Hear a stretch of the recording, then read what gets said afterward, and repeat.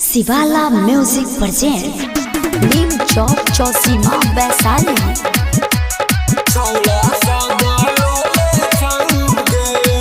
माँ तहला recording studio. कच्चे गली छी तहु तब बाल डीजे बना के छी चौड़ी कमाल।